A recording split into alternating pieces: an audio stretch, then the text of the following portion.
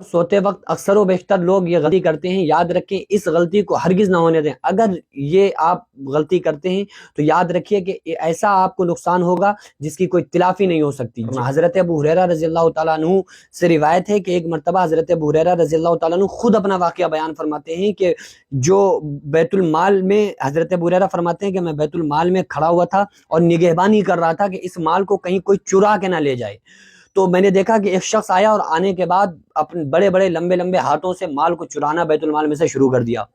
حضرت ابو ہریرہ نے اس شخص کو پکڑ لیا اور کہا کہ آج میں تمہیں نبی اکرم صلی اللہ علیہ وسلم کے پاس لے کر کے جاؤں گا۔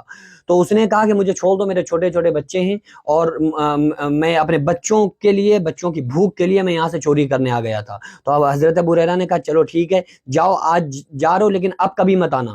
دوسرے دن حضرت ابو ہریرہ فرماتے ہیں میں نے دیکھا پھر وہ شخص آیا اور ہاتھوں سے چوری اس نے کرنا شروع کر دی اور میں نے اس کو پکڑ لیا۔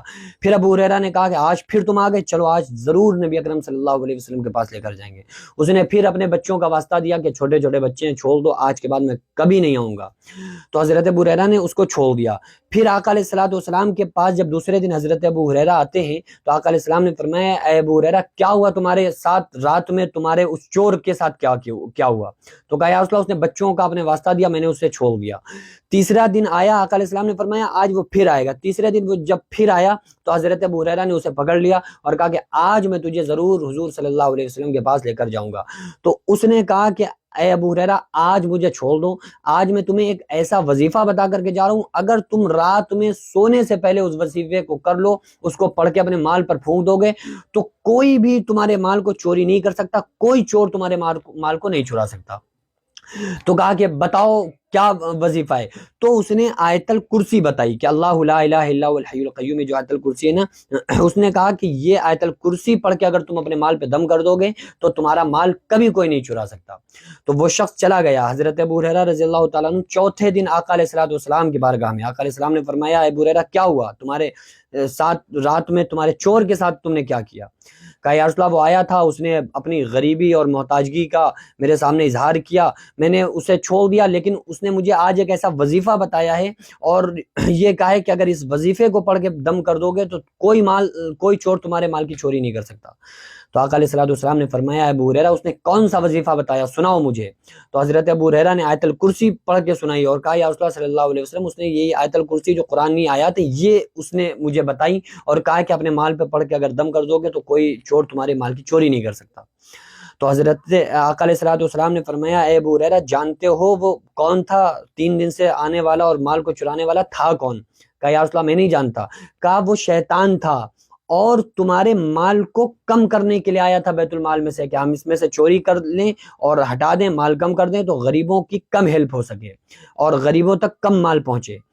لیکن اے ابو ہریرہ اس ذات کی قسم جس کے قبضے و قدرت میں ساری کائنات ہے کہ وہ جو تم کو وظیفہ اور عمل بتا کے گیا ہے یہ واقعی سچا عمل ہے، اگر تم اس عمل کو آیت الکرسی کو پڑھ کے اپنے کسی مال پر دم کر دو گے تو دنیا کا کوئی چور تمہارے مال کی چوری نہیں کر سکتا۔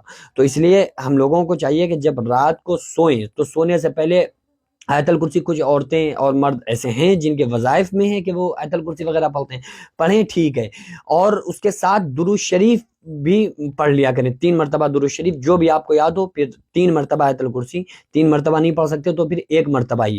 اور آقا علیہ السلام نے فرمایا کہ اگر کوئی بندہ آیت الکرسی پڑھ کے دروازوں پہ دم کر دے تو پوری رات پھر فرشتے اس کے گھر کی حفاظت کرتے ہیں۔ تو آیت الکرسی کے ساتھ درود شریف بھی پڑھ لیا کریں تو بہتر ہے، اگر کوئی آیت الکرسی پڑھ رہا ہے تو بھی ٹھیک ہے۔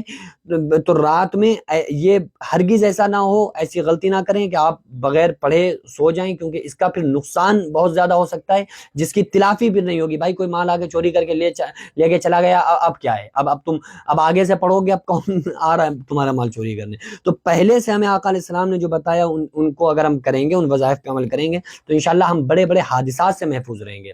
ہم ان باتوں کو سمجھتے نہیں ہیں، کرتے نہیں ہیں، پڑھتے نہیں ہیں، لیکن یہ ایسی چیزیں ہیں جن کی وجہ سے ہم تمام حادثات سے محفوظ رہتے ہیں۔